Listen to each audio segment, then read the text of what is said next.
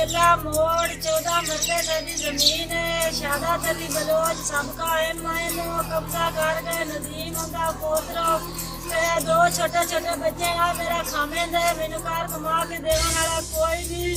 मैं किसी ने मुंह दे वो बच्चे लाएंगे मेरे को खर्चा पानी कोई नहीं। मैं तंग हूं। वजीर आजम इमरान खान वजीर आला पंजाब का ते डीपीओ ते साडी इमदाद कर दियो कि साडे कोल कब्जे करो कोई साडा प्लाट तोड़ दियो। ਅਸੀਂ बड़े तंग आ गरीब आ सामन बुढ़ा एक दो बच्चे कमा के देवन वाला कोई नहीं। वाजी शादा तली मच्छिया ताबरे नशिया जिला मोड़ मेरी 14 मरले बोए।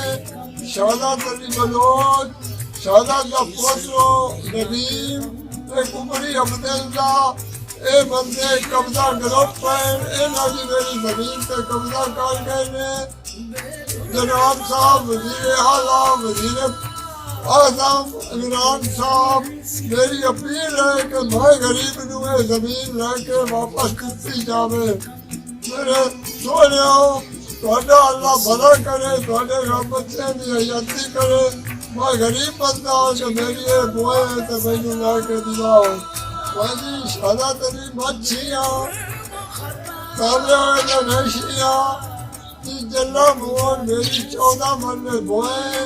शादा तली बलोच शादा का पोतरो नदीम एक उमरी अब्दुल्ला ए बंदे कब्जा करो पर ए नाजी मेरी जमीन पे कब्जा कर गए ने। जनाब साहब वजीर आला वजीर आजम इमरान साहब मेरी अपील है कि मैं गरीब नू ये जमीन लेके वापस दी जावे।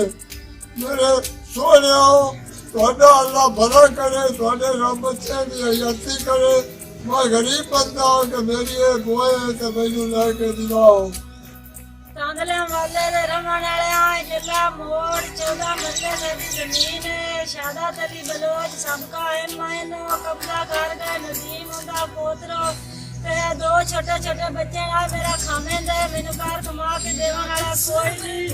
मैं किसी ने मुंह दे वो बच्चे लाएंगे मेरे को खर्चा पानी कोई नहीं। मैं तंग हूं। वजीर आजम इमरान खान वजीर आला पंजाब का ते डीपीओ ते साडी इमदाद कर दियो कि साडे कोल कब्जे करो कोई साडा प्लाट तोड़ दियो। ਅਸੀਂ बड़े तंग आ गरीब आ सामन बुढ़ा एक दो बच्चे कमा के देवन वाला